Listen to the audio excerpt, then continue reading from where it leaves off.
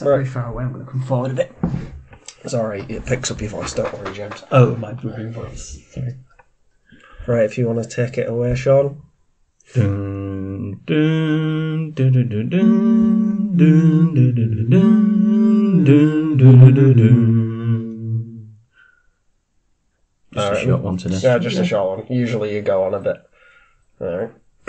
Hello and welcome to Films I Should Have Seen, the podcast in which we watch and discuss movies that are either considered popular or highly regarded that we may have missed in the past. My name is Ross, and with me as always is my co-host Sean. Evening. And James. Hello. And this is technically our anniversary episode. Woo! Celebrations! It's sort of a year and a month, but it works out as kind of a year. Yeah, if we sort of take the specials and put them aside. But we did miss a month. Yeah, well. that too. Yeah. So we're kind of there. We tried our hardest. So to round out our first year, Happy anniversary, my guys. happy anniversary, yeah. To round out our first year, since we started with Star Wars, and then somewhere along the line we did Empire Strikes Back, we've finished off the trilogy with Return of the Jedi. Yes, we have. Obviously, as we've discussed in the past, this is a series me and James is very fully invested in. Sean had never seen them before. Never. So this was his first time experiencing Return of the Jedi, as every single Star Wars episode has been his first one. Yeah. First of all, I am going to apologise because I am really ill at the moment. Yeah, he really is. So I'm really stuffy and coffee. I It's will not take the great. lead of He's this soldiering episode. on. I'm trying so hard. He's trying guys. so hard. I'm suffering from my art. There.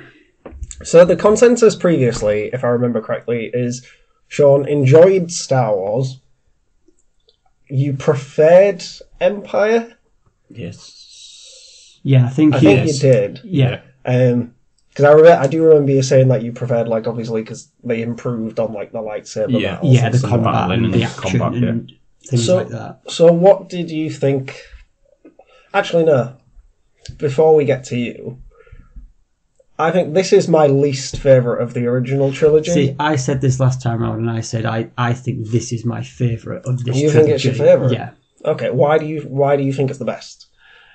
I think it's the best because I think it's got the best amount of story progression going on in it over A New Hope and Empire Strikes Back.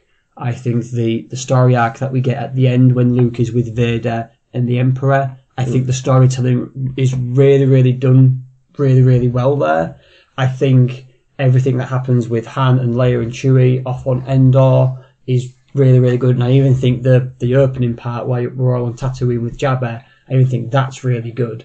Not saying that Empire and A New Hope is bad. I just think the way they block this film for the storytelling to end it, because at this point, as far as I'm aware, from knowledge is right, George Lucas didn't want to do any more Star Wars films. I think he was done. No, so at the time he had stated that he wanted this to be the definitive conclusion. Yeah, so if you watch this as the ending of the trilogy, I think it is the best. I will say this, I think out the original trilogy, I do think Return of the Jedi has the most well choreographed third act. Yes. Cutting through the three narratives between Han and Leia and Chewie trying to get the shield down, Luke on the Death Star with Vader and the Emperor, and Lando leading the fleet in space. And the way they cut between it does help build up the suspense. So I do think this has a really good third act. Overall, I think narrative beats, I do prefer Empire. By all means, I don't dislike Return of the Jedi. I still think it's really good. I just, out of the original three, it is my least favourite of them. I would much happier? Yeah. I'd much prefer to go back and watch Star Wars and Empire before watching Return. But that said, being said, we are fans. We need to get to the third man in the room. So, what did you think as this conclusion in the trilogy? I'm on board. I think I'm a Star Wars fan. You think you're a Star Wars fan? Yeah, I think... Success. If this podcast has achieved anything... Yeah. No, I really enjoyed this one again. Much preferred how much it sort of stayed away from Han and Leia a bit more on this one, and it concentrated more on Luke's side of the story again. And you got the full conclusion. The battle scenes and things like that, it was a lot more action packed, which I really enjoyed as well. So I don't know if I prefer this one or the second one. I think what may have helped is if we maybe have watched all three of them a bit closer together. Obviously, we have good knowledge. Me and Ross have really good knowledge of each film, whereas before we watched this one, we were trying to recap it with Sean, and there was parts like he didn't fully remember. So yeah, I think what I enjoyed most in this one is the mini Wookiees. The Ewoks. Ewoks. Yeah. If Hannah's listening to this, I no longer want a dog. I want a pet Ewok. They look. I leaned over and said it to you while I was watching James. They just look so cuddly. So damn cuddly. They're so soft. Like little teddy bears. Yeah. Little tiny feet. Little tiny feet. This film had also started with the Ewoks, because there's one called... Fun fact, the word Ewok is not said. No, it's not said. And yeah, it only came like kind of afterwards. Yeah, when they had to give him a name. The main like Ewok, the one that Leia comes across, the one who she gives the food to, is a character called Wicket, who's portrayed by Warwick Davis, a very young Warwick Davis. And this started the trend of from this movie forward, every Star Wars movie has Warwick Davis in it playing a character whose name begins with W. Just a fun little fact there. Just as like a nice little Easter egg for because I think he next shows up in episode 1 as a character called Weasel. Yes, he does. But so the next lot of films then, are they prequels? Yes, they are known as the prequel trilogy. Right. Episode 1 is The Phantom Menace, Episode 2 is Attack of the Clones, Episode 3 is Revenge of the Sith. And these all take place before the events of A New Hope. And then at the end of Revenge of the Sith, there's about a 20-year gap before A New Hope. So there's a bit of time there as well. Yeah, spoiler alert, it ends with Luke and Leia being born. Yes. So is there 6 altogether then? Or is there more? There's more. But I know there's the latest one. The original 3, the prequel 3, and now we're currently in the new trilogy, I think they're calling it. Yeah. They're doing it. And we've had 2 of that one. We've had The Force Awakens and The Last Jedi. The third one in this new trilogy. So where do they fall in the timeline then? After the original 3. Yeah, so they're set... Force Awakens is set 30 years after... the events of what we just watched, yes.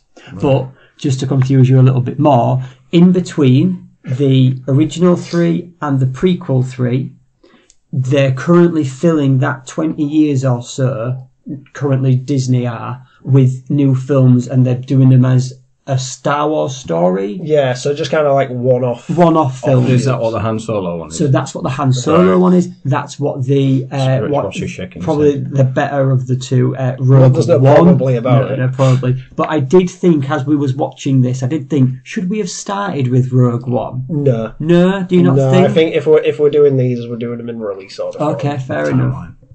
I just thought... Because now I'm thinking of like, well, do we make him watch the prequel trilogy? I think we do. I think so. He just sees that story arc again. Those 3. I do want to watch the rest of them now. As a story arc, those 3 do work for the franchise. They do help the original 3 make sense. So how long since the movie we've just watched to the prequel in our timeline? So when was this? 99. Yeah, I think Phantom Menace came out in 99. The first Episode 1, The Phantom Menace, I'm sure came out in 1999. Right, so and it's Return of the Jedi was released 83. Into the 80s now. So there's a big... There's a considerable gap between. As usual, we get a bit sidetracked here. So obviously you said you enjoyed this. You are a Star Wars fan now. Yeah, what I was surprised with though, I didn't see that coming at the end when he takes off the mask and unveils Uncle Fester. I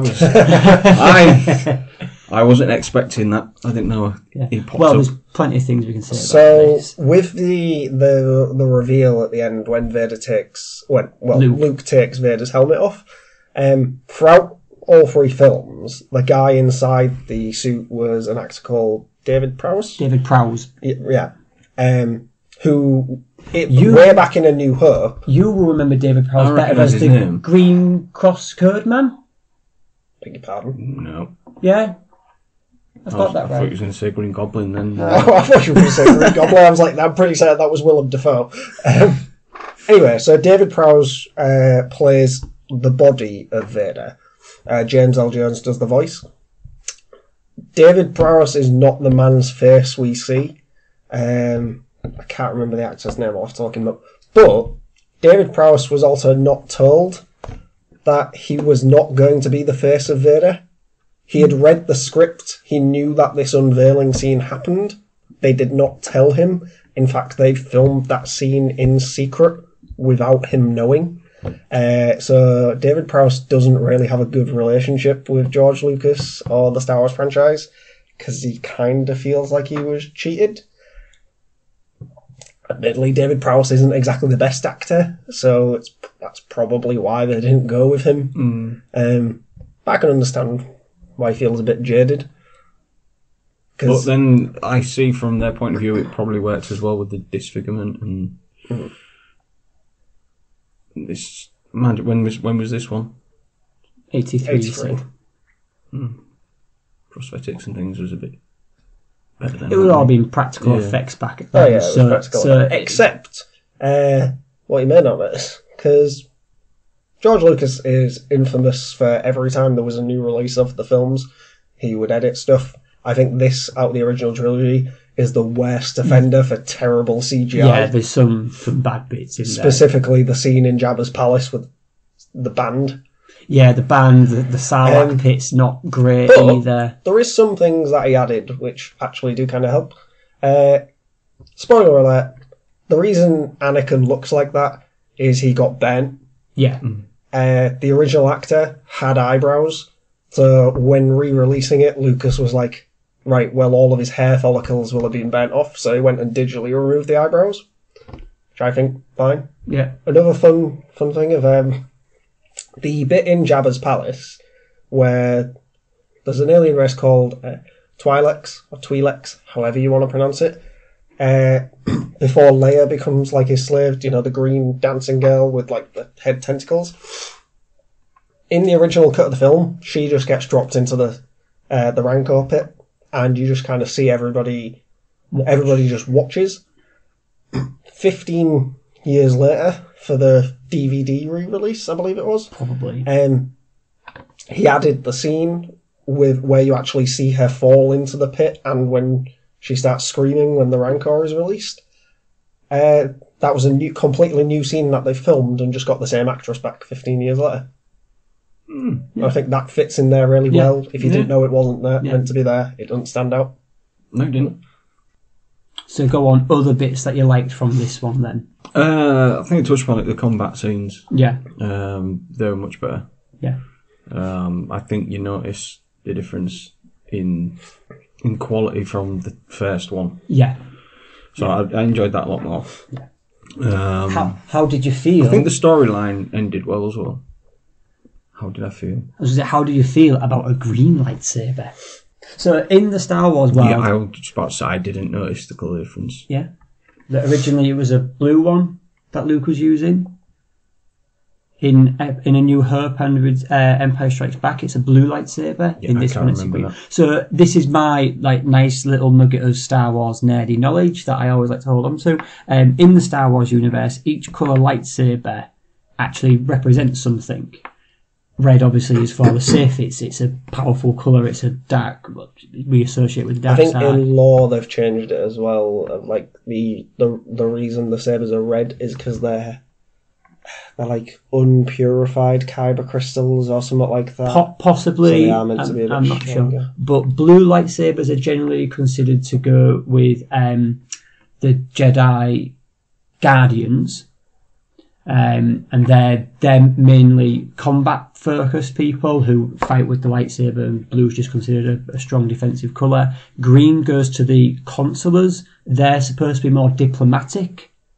And if you notice in this one, that's quite what Luke was doing. Mm-hmm. He was much more diplomatic, and they focus less on combat and kind of more on, not necessarily force use, but they sort of blur the line between both. And then the one colour that we don't actually see within the main Star Wars franchise of films, but it is out there, is a yellow lightsaber. And that goes to the Sentinels. Wrong. Plo Koon uses a yellow lightsaber and you see him in Attack of the Clones. Okay, my bad. Yeah, there's Guardians, Consuls and Sentinels. And Sentinels are supposed to be strong force users, don't really focus much on the combat. And obviously that's why we don't see a yellow one, but that's why Luke mainly carries a green one in this one. Obviously also he loses the blue one at the end of Empire Strikes Back when Darth Vader cuts his hand off. Because it flies off. Because there is a deleted scene, which was only released on, I think, this latest edition, where you actually see Luke constructing his saber. Obviously, he just has it in this. Vader has the line of, I see you've constructed yourself a new lightsaber. The hilt of his new one is meant to look like a combination between Anakin's saber, so his dad's one that he gets in the original film, and Obi-Wan's, which I think is quite cool. Yeah. I think beyond Obi-Wan's, I think it's my favourite hilt. We all know what my favourite hilt is. We'll get to that film. We will get to that film soon. But no. Yeah, so there is interesting. There is interesting like colour cues in this film. Yeah. Luke wears all black. Yeah. For most of the movie. And what do we normally associate black with? Darth. The bad guys, the dark side. And a big part of this film is about the Emperor and Vader trying to turn Luke. The reason he's in all black is to kind of give you that idea that there is the chance that he might go a bit dark. I'm sure he does actually use a dark force move when he force chokes the guards in Jabba's palace. When he first goes into Jabba's palace, he force chokes the two guards, very much like Vader did when he was choking one of those guards. Yeah. And so in that final scene, in that final like kind of conflict between him, Vader, and the Emperor, he does almost give in to that anger, that rage. Well, he sort of does, but then he kind of like brings himself back from it. After he's come back from that rage, his like top button is sort of undone, and you see that the inside of the shirt is white. And that's meant to like symbolise that beneath the darkness there is still light. Yeah. Which is a cool little touch. I was going to say, I'm sure there's a pocket of people out there that I think they believe that Luke is actually, like, for all of the film, he is dark, he has fallen to the dark side. That's why you never see him have white, or there's never a hint of it at all. That the reason he is all in black is because he has actually already fallen. Well, it is very, like, because he never gets proper, like, real Jedi training. So he never, like, really fully trains in the light side of the Force. So it is kind of weird. Like I say, he does Force choke people, which is generally reserved for Sith. So a fun little thing that was doing around of in the making of this one, Mark Hamill pitched the idea of Luke donning Darth Vader's helmet after Vader's death, leaving the ending and Luke's character more ambiguous or ominous, and George Lucas disagreed, opting for a happy ending. It would have been interesting to see, wouldn't it? See, I feel like I agree with Lucas of this. I think that was Hamill just trying to be a bit more edgy. To go through all of this, it would have been a bit odd to have it of going, wait, so has he turned to the dark side? What's going on now? You may have noticed as well at the end scene where he sees Yoda and Obi-Wan's Force ghosts, and then just a weird young man just appears there. Nice long hair, yeah. So that it wasn't originally him. That is a new addition. It was the actor who was in the Vader suit when we see the helmet removed. And then later on he changed it to Hayden Christensen, who is the actor who plays Anakin in the prequel trilogy. Yeah. So that young man you saw at the end, that is that is Anakin as people now, because we now have someone to actually Yeah. point to who Anakin Skywalker is. Because you only hear the name Anakin Skywalker a few times in A New Hope. I don't think he's really ever mentioned in Empire. I think it's just I don't know if Luke always says you killed my father. Yeah, I don't know. Meaning Anakin Skywalker. Yeah. So the idea was like it's a stronger connection to the prequel trilogy.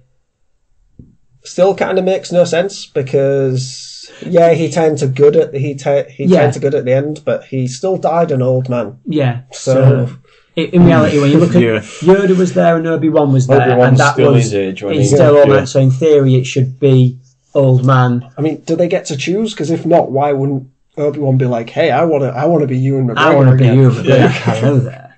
All that. But yeah, I mean, Also, I want to point out Alec Guinness, who plays Obi-Wan in these films, hated these movies. wasn't a fan of them. Like his scene in this, he filmed in a day, and he refused to do anything more than a day's shooting. But he's known around the world now because of Oh yeah, Star Wars. There we are. The general, I don't know, he was like a fish. Admiral Akbar. Admiral Akbar! Yeah. We like him. Was he voiced by Christopher Lloyd? Christopher Lloyd. No, It sounded like him. Admiral Akbar. I'll look that up. It's them bits. And I was like, is it him? It's a trap. Apparently, the line was originally "It's a trick," but didn't test well with test audiences, so they dubbed it as "It's a trap," It's a trap. which is probably one of the most well-known lines. Yeah, of- internet meme right there. It's a trap. Good old Admiral Akbar. So any other questions about this film? About the franchise? About where it's going? No, but I am interested to watch the Everything else now, first essentially. three. Yeah. No, yeah. Yeah. And start with them. Yeah. So it'd be interesting to see. It's Tim Rose who voices Admiral Akbar. It'd be interesting to see what your response is to the prequel trilogy. Yeah. Because the prequel trilogy is the films that like me and James Yeah. grew up with. I was aware I'd seen the original before they'd come out, but I grew up with episode 1, 2, and 3, and I love them. Yeah. And it wasn't until like we started to get a bit older and you realise that the Star Wars community hated those movies. They thought they absolutely tarnished what the originals had created. They just hated them. They thought they were terrible. And for a while I kind of adopted, like, you kind of just take on the ideas of the fandom and you're like, oh yeah, they're terrible. I love those movies. I don't care what people say. 1, 2, and 3, I remember going to see each of them at cinema. Yeah, same. I remember loving them. I rewatched them fairly recently for the first time in a long time. And I was like, yeah, they have problems, but it's more Star Wars. Yeah. It's more Star Wars. And they get way better with the lightsaber fights. Yeah, that's what I was going to say. Is obviously we're talking 99, 2000. Well, when did Revenge come out? About 2003, 4 maybe a bit later. 2005. 2005. So obviously we're a lot better with CGI. We're a lot better with choreography now and things like that. So I can distinctly remember getting the DVD box set of episode 1, 2, 3, 4, 5, and 6, and watching all the bonus material the on like it. silver and black Silver box and black, with Vader's on that. And I can remember watching, there's a bonus feature on it of Hayden Christensen and Ewan McGregor practicing their fighting sequences, and you just realise how good they are. I mean, you look at the fighting sequences in the original 3, should I say, and they are basic. It's just essentially simple sword fighting. I think it was probably so at the time, so when they edited the lightsabers in, they could capture it right. But obviously, with how much better we got with CGI, they could fight a lot quicker, a lot more viciously, and everything like that. So they are good from like a technical standpoint. They are a lot better. There's a lot of green screen in the prequel 3, and that's what a lot of people have gripes with about them. But again, me and Ross here, we kind of get over it because we just have rose tinted glasses for it. Because you enjoy the franchise. I don't know if it's just rose tinted glasses. I think as anybody who is heavily invested with a fandom Mm-hmm. will know, like, we've all got fandoms that we really enjoy, and whenever they try bringing something new or something different to it, there's always kind of backlash, and Yeah. There'll always be a pocket of people that nerds aren't exactly known for being the most accepting of groups, so anything that doesn't meet their standards perfectly, people get offended by. And I just think it's one of those of, to me, the original trilogy will always be the best. Yeah. But I love the prequel trilogy because of what they are. Yeah. If you want to hear a lot of people talking about like trade laws and stuff in space, you should look forward to the prequel trilogy. Oh yeah. And credit to them, they get a lot of big names in for the prequel trilogy. They get Ewan McGregor, they get Natalie Portman, Samuel Jackson is in 2 of them, or all 3 of them? Samuel Jackson's all 3 of them. Is he in all 3 of them? I can't remember who the Phantom Menace for a second. I forget the name of who plays the Emperor. Ian McDermott. Ian McDermott, I think it is, yeah. Ian McDermott, who plays the Emperor in this movie. Yeah.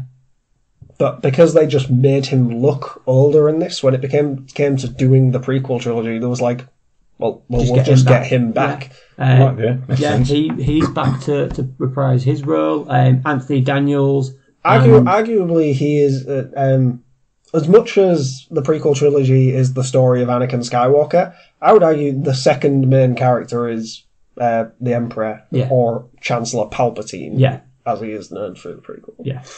There's a lot of Liam Neeson is part of it. Yeah, he's in Phantom Menace. He's in Phantom Menace.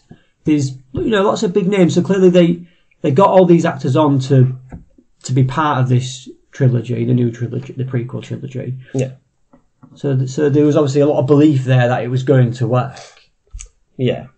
Well, by that point, Star Wars was well established. Yeah, well established. There'd been plenty of comic books and games and everything else in between Return of the Jedi and A Phantom Menace coming out. So there's a lot of clamouring there. Speaking of comic books and stuff, following the success of Boba Fett appearing in comics and being popular supporting character, George Lucas admitted that he had no idea that the character had become so popular.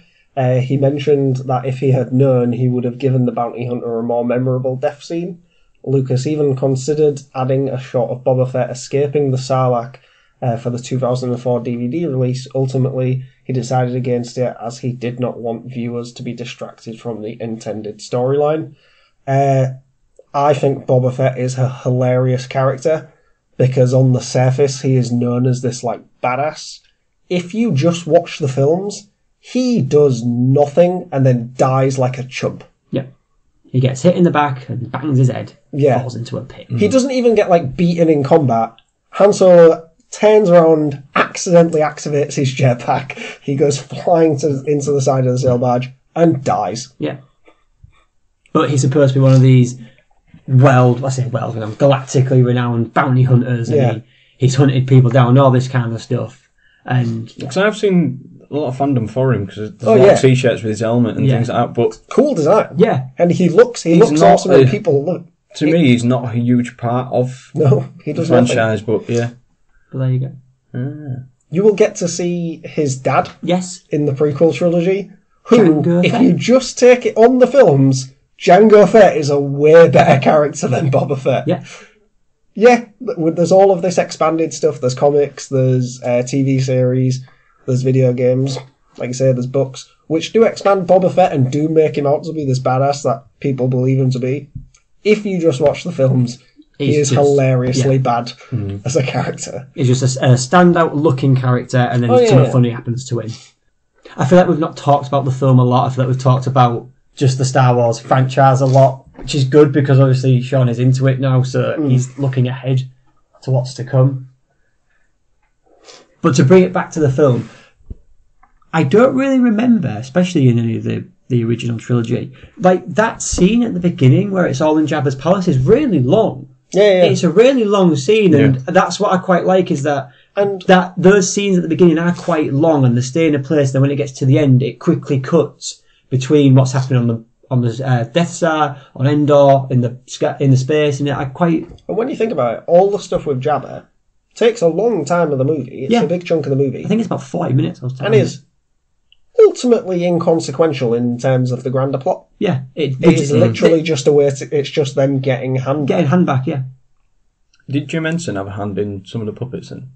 So it is Jim Henson who did the puppets. Yeah. So he created Yoda, and I think Jim Henson was originally meant to voice Yoda, but he was unavailable, so he actually recommended Frank Oz to do it. Yeah. So yeah, Yoda is Kermit the Frog. Speaking of Yoda, he wasn't meant to be in this movie. No. So the only reason Yoda is in this film is because after Empire had come out, George Lucas has a friend who was a child psychologist who told him to put a scene in where a character like Yoda or Obi-Wan would confirm that Vader is Luke's dad, because he said audiences like of 12 or younger would just dismiss it as a lie coming from Vader himself. So Yoda is ultimately just in this movie to confirm to the audience, no, he wasn't lying, Vader is Luke's dad. So from viewing this franchise with binoculars from afar, which I always have done, I thought Yoda was a huge part, and I thought he was like a big part in each film. No. But he's not. No, he's not. He has a bit more prominence in the prequels. He has a way bigger role in the prequels. Yeah. Yeah, but it's more that Yoda's this wise, sagely little green dude that you underestimate, and I think that's what obviously put him over. The kids obviously loved the funny little green-looking guy. That's what the kids loved. But yeah, you know, again, touch upon in Empire Strikes Back, where he pulls the X-wing out of the pond, the lake, the swamp, whatever you want to call it. Chewbacca's lost a few pounds since the first movie as well, hasn't he? He seems real, in this one, like, tall and slim. Yeah, whereas the first one he was... Peter Mayhew? Yeah, he was a fully grown man. No, but just in the first one, it seems the suit was bigger. Sorry, spoiler alert, he's in a suit. It's not a real Wookiee. But he seems... That could have been like by design, though, because I imagine they probably constantly on the run and things like that. He would have been able to eat, and that's maybe why he ran over to the food. No, I imagine it might have just been like a costume design thing. Yeah, like maybe making it lighter for him so Peter Mayhew could work in it better. Yeah. So might possibly have done that because they would have used the same suit for his films. Smell after a while. Day. So I've read conflicting reports here, because I was always under the impression that the Ewoks were meant to be Wookiees originally, that it wasn't going to be set on Kashyyyk, and it was going to be Wookiees because he wanted this big battle of like the technologically advanced Empire versus like nature-ridden primitives, but by this point they'd already established Chewbacca was really like knowledgeable about technology. He was constantly working on the Falcon. True. So then that was why it was changed to Ewoks. But then I read something recently that it was in A New Hope that he wanted there to be like an army of Wookiees, but it was budget constraints that they just cut it down to having one, being Chewbacca. So I don't know which of them I'm not sure. I can't say I've heard that myself personally, but either way, it makes sense that it's just these Ewoks with their sticks with stone spears on them and stuff like that. Which are much darker creatures than they look, since they were going to eat Han and Luke, and there's an ongoing theory of that they ate the stormtroopers because they have all of like the stormtrooper helmets and stuff playing on them as drums. If they were going to eat Han and Luke, and they've just killed all of these Empire soldiers. Hey, it's a party. The guy's got to eat, right? Ewoks got to eat. What I did notice is C3 toned down he wasn't so much of a jackass in this movie like he had been in the previous two. Yeah, if you remember, I detested him. He's a lot less animated, isn't he, in this one? He still has his funny lines, but yeah, he is more of a background character, which is what he should be. There's the argument that these stories are told from C-3PO and R2-D2's perspective. Beep boop. I mean, up until Solo, they are the only characters that are in every film. Yeah, true. Very true. Although 3PO's in it very little in episode 1. Yeah, he's... He was still a dick to R2-D2 though, and he annoyed me. Whereas this one, he toned it down a bit, and I was a bit... Which is weird considering he almost became a god. Mm. It's against his programming to impersonate a deity. Bloody C3, bloody Priya. So would you watch these again? Yeah, it's a good question.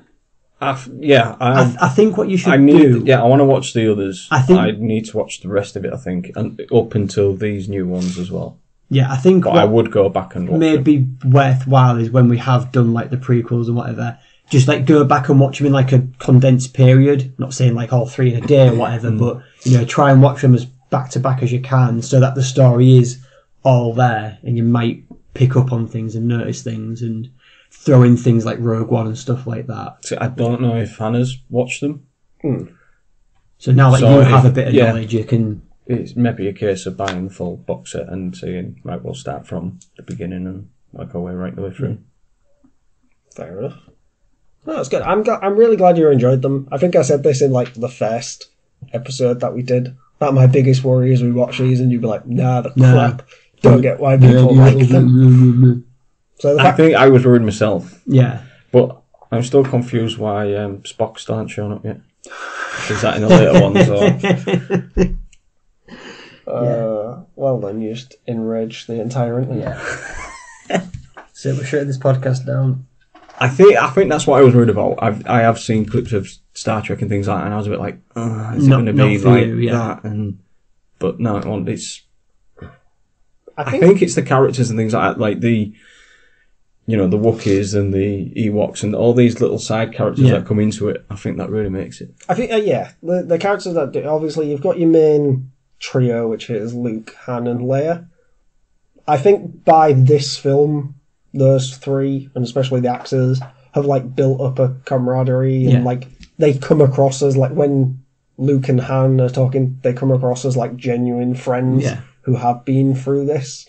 So I think they have built it up enough from it of like when they like see each other again or they're making jokes with each other, it seems more natural than in the first one.